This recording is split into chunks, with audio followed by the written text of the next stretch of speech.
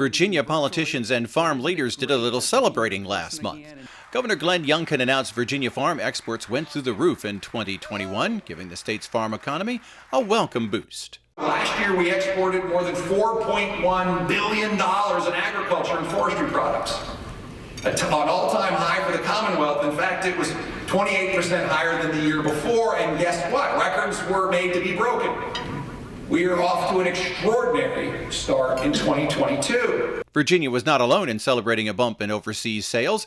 In 2021, U.S. farm exports hit $177 billion, 18% higher than the year before, despite shipping delays and supply chain challenges.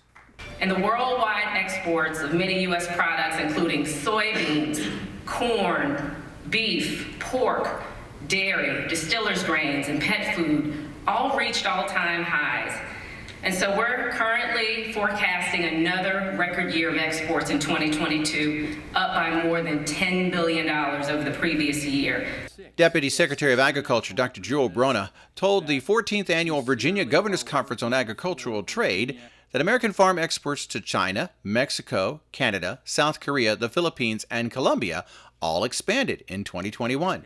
The former Virginia Commissioner of Agriculture and Consumer Services says Africa is poised to become a major new export market for American farm products. But looming over all the good news was the war between Russia and Ukraine. Because Ukraine has been one of the top grain exporters in the world, supply chains are now in chaos.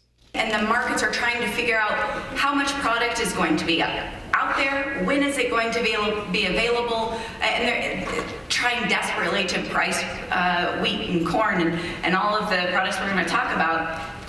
It's all dependent on a calendar, right? So Russian and Ukrainian wheat was predominantly sown, last fall, September, October, and we're looking at a harvest on a normal calendar of July, August.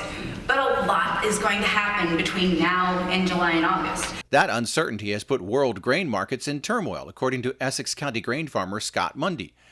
Grain prices on the Chicago Board of Trade shot up at the outbreak of war in Eastern Europe, but they're not the major uncertainty factor. The booming price of crude oil is the real worry.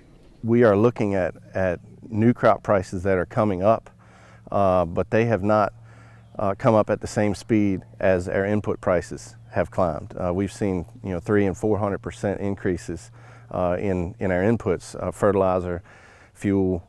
Fuel has doubled in the last 2 years, and that affects every aspect of production agriculture.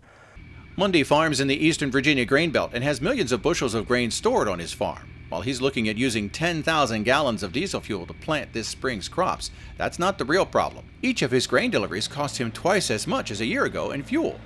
Meanwhile, the price of planting his crops will be far higher than last year, and any profits will be driven by higher input costs instead of higher grain prices. So a friend of mine always says, it's not about the money that you make, it's about the money that you keep. And we are in a position to gross more revenue should we raise a good crop this coming year. The flip side of that is there's going to be a higher increase in the cost of production than we're going to enjoy in the increase in commodity prices. World prices for all grains are higher thanks to the war in Ukraine, but that won't be a saving grace, Mundy says.